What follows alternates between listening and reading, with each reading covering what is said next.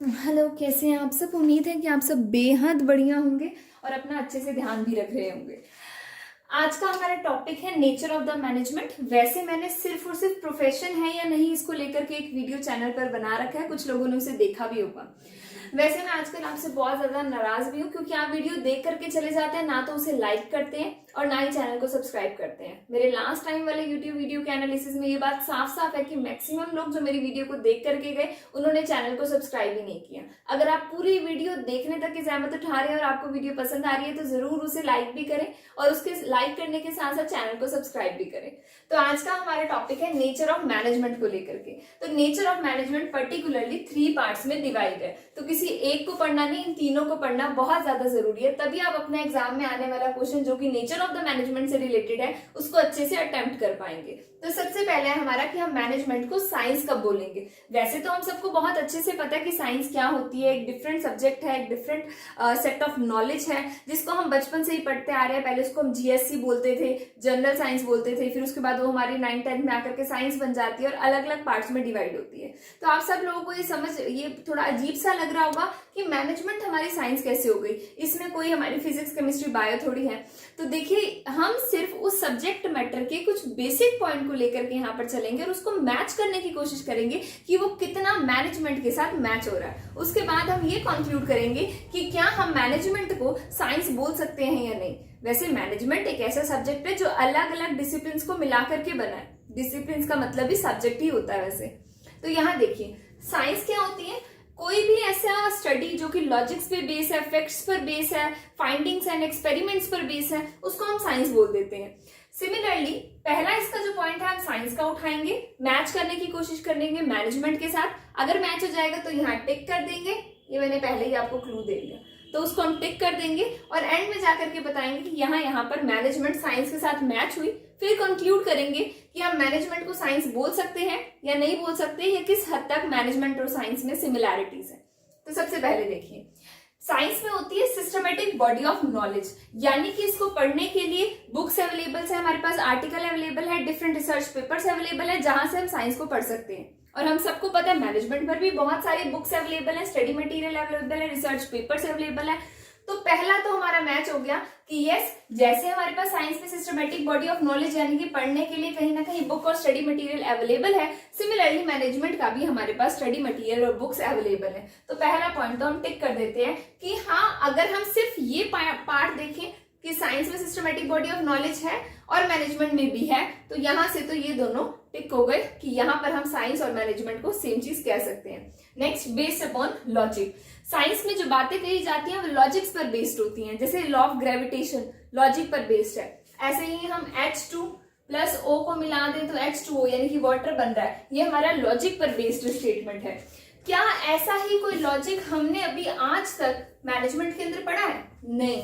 क्यों? क्योंकि मैनेजमेंट किसी मैटर से रिलेटेड थोड़ी है, मैनेजमेंट तो ह्यूमन बीइंग से रिलेटेड है, लोगों से रिलेटेड है। तो लोगों से रिलेटेड चीजों में लॉजिक लगना, मुझे तो नहीं लग रहा कि ये पॉइंट हमारा मैच होगा। तो इसको हम, इस राइट को हम क्रॉस बना देते हैं कि नहीं, हमें ये नहीं जच रहा, ये कहीं से भी साइंस को हम लॉजिक नहीं कह सकते क्योंकि साइंस तो ह्यूमन बीइंग के बिहेवियर पर बेस्ड है।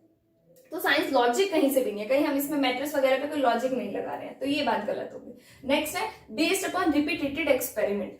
जो भी हमारा साइंस होती है वो रिपीटेटेड एक्सपेरिमेंट बार बार करके देखा जाता है। जैसे कि हमने बचपन में लॉ ऑफ ग्रेविटी पढ़ा था कि न्यूटन ने, अब अगर ये कंसेप्ट न्यूटन ने नहीं दिया हुआ तो मेरे बहुत ज्यादा मजाक बनने वाला है, लेकिन मुझे ऐसा नाम ध्यान नहीं आ रहा, पर मेरे अकॉर्डिंग ग्रेविटेशन का लॉ न्यूटन ने दिया था। मेरी साइंस बहुत ज्यादा वीक थी, मैंने 10th तक बहुत मुश्किल से साइंस चलाई और मैं 11th में सच में बहुत खुश हुई कि एटलीस्ट मुझे साइंस साइड नहीं मिली।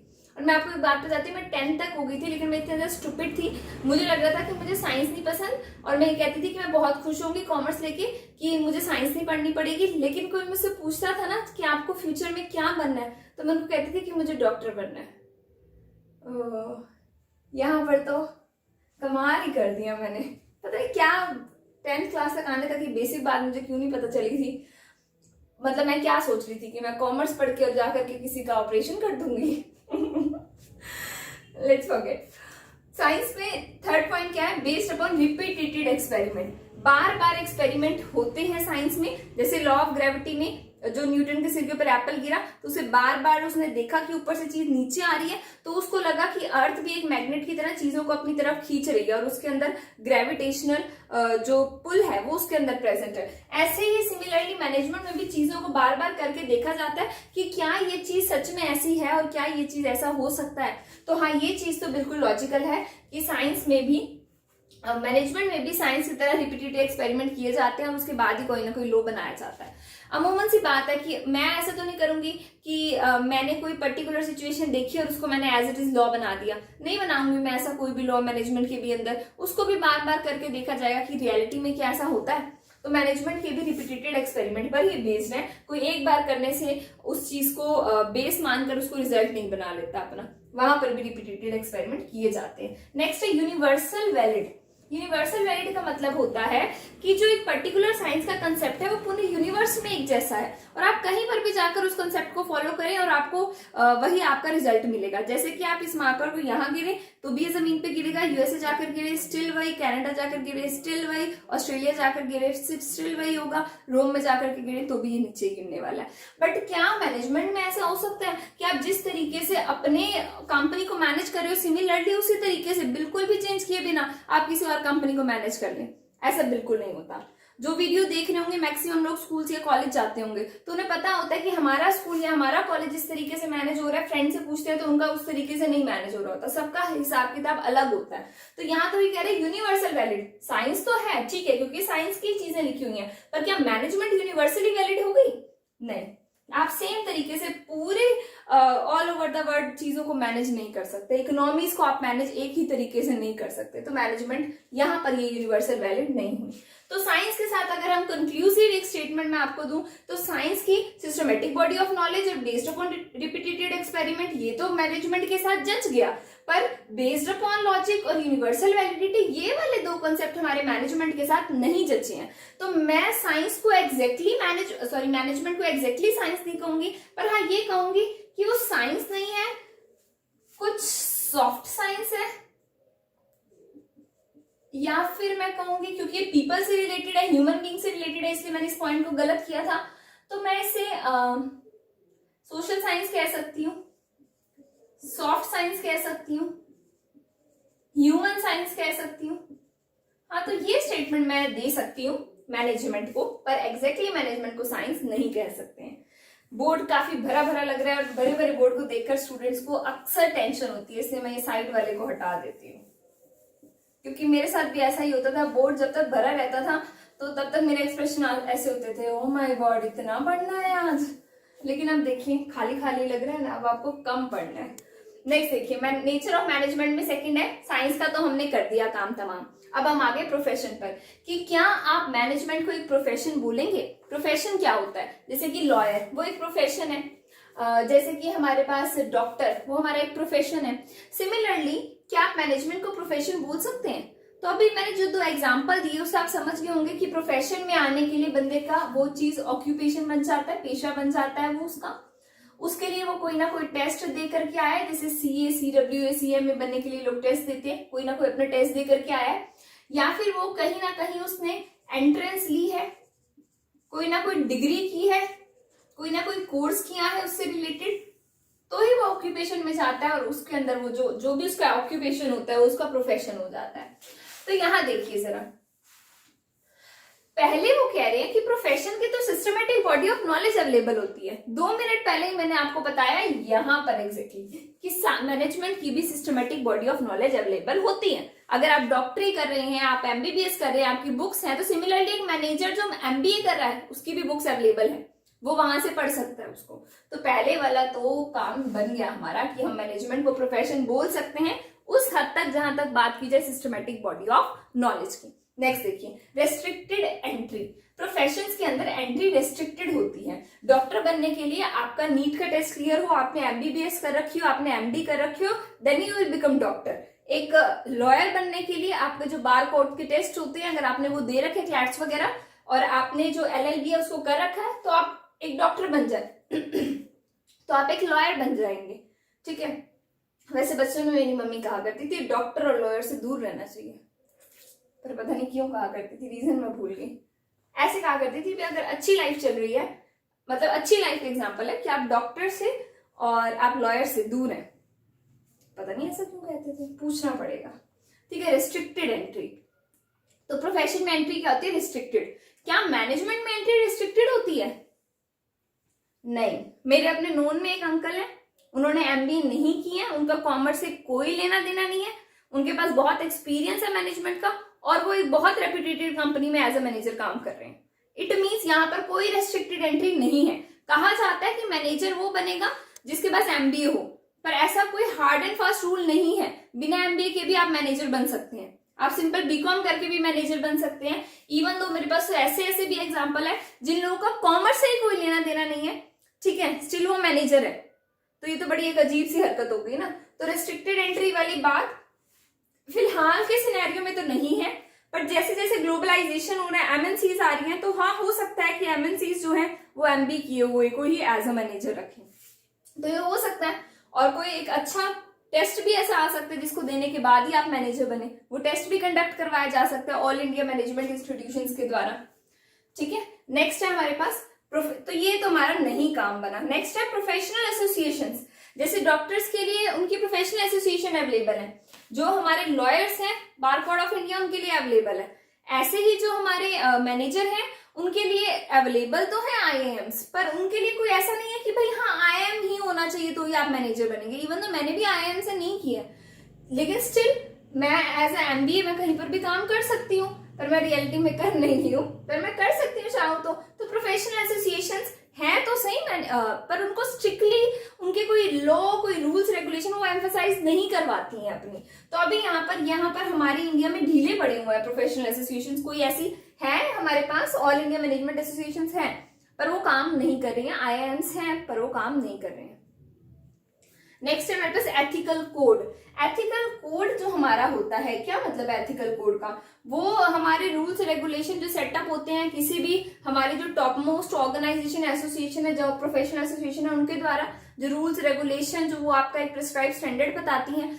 तो वैसे स्टैंडर्ड बताए तो काफी सारे गए हैं आईआईएम्स में, ठीक है। उसके अलावा जो हमारा ऑल इंडिया एसोसिएशन है मैनेजर की, उनमें बताए तो गए, पर उनको ऐसा कोई स्ट्रिक्टली फॉलो नहीं किया जा रहा है। तो एथिकल कोड की भी कमी है। वैसे कहा जाता है एक मैनेजर के लिए एथिकल कोड्स हैं, organisation is first for him, ठीक है, लेकिन ऐसा कुछ है नहीं। सेल्फ इंटरेस्ट फिर भी कहीं ना कहीं है। नेक्स्ट है सर्विस मोटिव। जो भी आपका लॉयर होगा उसका सर्विस मोटिव होगा हमेशा वो अपने क्लाइंट के लिए झुका रहेगा। एक डॉक्टर है वो हमेशा अपने पेशेंट के लिए डिवोटेड रहेगा। मैनेजर को भी समझा जाता है कि वो ऑर्गेनाइजेशन को लॉन्ग टर्म तक सर्वाइव करवाएगा और ऑर्गेनाइजेशन को प्रॉफिट करवाएगा, उसके लिए डिवोटेड रहेगा हमेशा। पर एज सच कोई सर्विस मोटिव हमारे मैनेजर का नहीं होता है। पर हाँ कहा जाता है कि उसका भी है, बट अभी फिलहाल में ऐसा कुछ नहीं है कि वो अगर इसको नहीं फॉलो कर रहा है। अब जैसे एक पेशेंट को डॉक्टर जो है वो अच्छे से ट्रीट नहीं कर रहा है तो उसके ऊपर जो उसकी एसोसिएशंस है वो एक्शंस ले सकती हैं। एक लॉयर ने अगर कोई गलत एक्टिविटी की है तो उसका लाइसेंस कैंसिल हो सकता है, लेकिन ऐसा कुछ मैनेजर के साथ नहीं है, क्योंकि इन रियलिटी उसको लाइसेंस ही नहीं दिया जा रहा है, कोई भी मैनेजर बन रहा है। तो मैनेजर की तो मैं तो कहूंगी कि इन रियलिटी मैनेजर्स की इतनी बुरी हालत कर रखी है कि इवन तो आप एक अच्छे इंस्टीट्यूट से अच्छी रैंक लेकर के आप मैनेजमेंट की स्टडीज करके अच्छे कोर्सेज करके आप जाते हैं, और वहां पर आपको जब ट्रीट किया जाता है आपको मैंने खुद ये चीज देखी, आपको बीटेक एमटेक के साथ बिठा दिया जाता है इंटरव्यू के सेशन में। तो ये बीटेक एमटेक वालों का मैनेजर के इंटरव्यू में आना, मुझे तो नहीं लग रहा कि ये कोई एक मैं कहूंगी प्रेस्क्राइब स्टैंडर्ड रखा गया है इंडिया के अंदर। इंडिया के अंदर कोई स्टैंडर्ड नहीं है। आपने अगर एमबीए करनी है, मैं तो खुद ही आपको कहूंगी छोड़ दो ये इंडिया मजाक कर रही हूँ, इंडिया तो बेस्ट है, इंडिया को किसी ने नहीं छोड़ना। वैसे कह रही हूँ कि यहाँ ऐसा बहुत बार होता है। मेरे खुद के साथ ऐसा हुआ है कि मैं इंटरव्यूज देने के लिए गई हूँ। जब मेरा एमबीए का लास्ट सेमेस्टर था तो उस टाइम पर हमारे कॉलेज वाले हमें लेकर जाते थे इंटरव्यू लेने के लिए, और सच में वहां पर बीटेक एमटेक आए हुए होते थे मैनेजर की पोस्ट के लिए। बीटेक एमटेक वहां पर आए हुए होते थे और उनको भी हमारे इक्विवेलेंट ट्रीट किया जाता था, हमें कोई एक्स्ट्रा वेटेज नहीं मिलती थी। अगर वो इंटरव्यू में अच्छा परफॉर्म कर रहे हैं they will get the position, अगर हम कर रहे हैं तो हमें पोजीशन मिल जाती थी। पर एक एमबीए को एक सिंपल मास्टर डिग्री की तरह समझा जाता था, तो ये चीज थोड़ी सी गलत है। तो यहाँ पर देखा जाए तो हमारा जो बिल्कुल मैच करा वो कुछ हद तक ये करा, कुछ हद तक ये भी करा, कुछ हद तक किया, कुछ हद तक ये भी किया, पर करंट सिनेरियो में तो कोई भी नहीं किया। करंटली सब में कमी देखी गई। एक ही मुझे लग रहा है प्रोफेशनल वाला ठीक है। तो मैं मैनेजमेंट को प्रोफेशन बोल तो सकती हूँ, पर फिलहाल के जो इंडिया का सिनेरियो है उसके अंदर नहीं बोल सकती। आने वाले टाइम पर जो इतना बुरा हाल हो रहा है मैनेजर्स के साथ, तो हो सकता है कुछ ना कुछ ऐसा रूल बने और कुछ ना कुछ ग्लोबलाइजेशन और कॉम्पिटिटिव वर्ल्ड का भी अफेक्ट पड़ेगा ही पड़ेगा इसके ऊपर। वैसे ना देखा भी जाता है, ये चीज है कि कई बार ना मैनेजर्स बोर्न मैनेजर्स होते हैं, यानी कि वो पैदा होने से ही कोई एक अच्छे मैनेजर है। वैसे तो कहा जाता है कि मैनेजमेंट आगे जाकर के लाइफ में सीखी जाती है, पर कुछ लोग बोर्न मैनेजर्स होते हैं। जैसे कि काफी सारे हमारे जो फेमस बिजनेसमैन है, उनका एमबीए से कोई लेना देना नहीं है, पर वो बहुत अच्छे से अपने बिजनेस को छोटे से लेकर के ऊपर तक उन्होंने मैनेज करवाया, बिजनेस को ग्रो करवाया। और काफी सारे हमारे इंडिया के अंदर ही बेस्ट मैनेजर्स की मैं आपको लिस्ट दूंगी जिन्होंने एमबीए कर ही नहीं रखा है, स्टिल वो एक अच्छे मैनेजर है। तो कहीं ना जो मैनेजमेंट है वो हमारे अंदर होनी चाहिए। ठीक है, एमबीए की इतनी ज्यादा एज सच रिक्वायरमेंट नहीं समझी जाती इंडिया के अंदर, तो ये चीज तो है। तो प्रोफेशन या ऑक्यूपेशन मैनेजमेंट उन लोगों के लिए तो है भाई जो कर रहे हैं इस काम को, लेकिन इसके फीचर्स बहुत ज्यादा हद तक प्रोफेशन के साथ मैच होते हुए यहाँ पर नहीं लग रही है। नेक्स्ट है मैनेजमेंट एज आर्ट्स। वैसे आज बहुत दिनों बाद आज एक लंबी वीडियो बना रही हूँ मैं चैनल पर, नहीं तो छोटी छोटी सी क्लिप्स टाइप होती हैं, फटाफट से देख भी लेते हैं और मैं एनालिसिस देखकर खुश भी हो जाती हूँ कि मेरी तो पूरी वीडियो सब लोग देख रहे हैं, तो इसे भी पूरा ही देखिएगा, कहीं लंबी सोच के छोड़ दे और आर्ट वाला रह जाए आपका। अब आर्ट क्या होता है? आर्ट कोई भी ऐसी क्रिएटिविटी कोई स्किल होती है जिसको आप कुछ सीखते हैं, कुछ अपना बनाते हैं, अपना एक पोर्शन एड ऑन जरूर करते हैं।